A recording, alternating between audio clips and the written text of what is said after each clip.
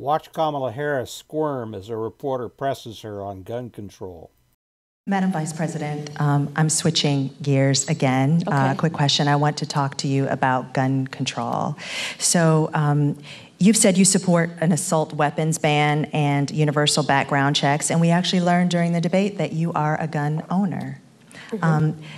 But in cities like Philadelphia, handguns are responsible for most homicides and violent crime. The most recent FBI data shows handguns were involved in 59% of murders in our country.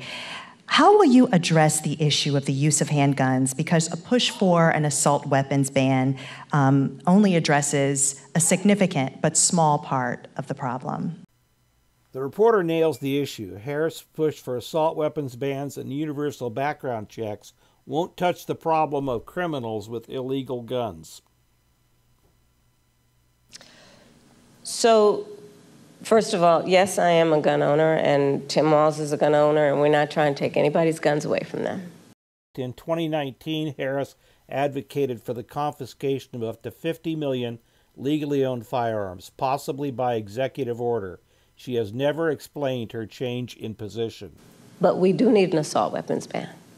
Assault weapons are designed to kill a lot of human beings quickly, yes, and have no place, and yes. have no place. I'm going to get to it. In spite of the reporter's question being about handguns, Harris just plows forward with her memorized talking points about assault weapons.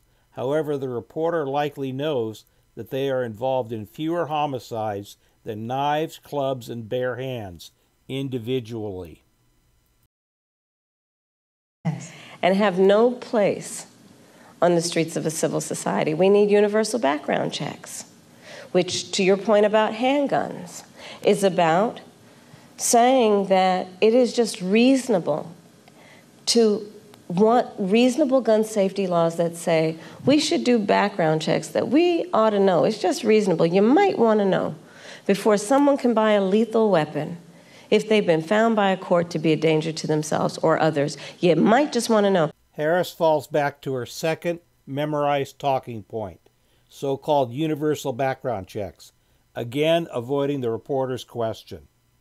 Respectfully, we do understand that. But you're asking yes. about... I'm asking specifically about handguns, because many of those handguns aren't purchased in places. Universal background checks apply to handguns. Yes. They do. But in many instances, those handguns aren't even bought lawfully. Yes. The reporter now absolutely nails it. Most crime guns are purchased on the black market where the seller won't comply with any law requiring background checks. At this point, Harris could talk about having ATF enforce existing laws to shut down these dealers and other illegal sources. However, she's not going to do this. Which is why I also have been very adamant for years. In fact, I myself protested at a gun show probably 10, 15 years ago about the gun show loophole and why we need to close that.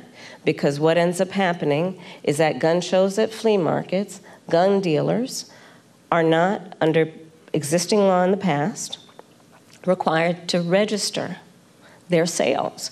And here, Harris responds with two outright lies. Number one, that criminals get their guns at gun shows. A 2019 DOJ study proved that they don't. Number two, that gun dealers are not required to do background checks at gun shows. In fact, they are. You are exactly right that a lot of homicides, for example, a good number of them, I don't have the statistic in front of my mind, are committed with illegally purchased guns. Harris admits that many murders are committed with guns purchased illegally. These purchases would not be covered by her so-called universal background checks. That's why we need to address each entry point in the issue, including universal background checks, closing the gun show loophole, and what we need to do as a general matter to focus not only on reaction to crime, but prevention of crime. So, Kamala, your gun control proposals won't be the panacea you make them out to be. The answer actually lies elsewhere.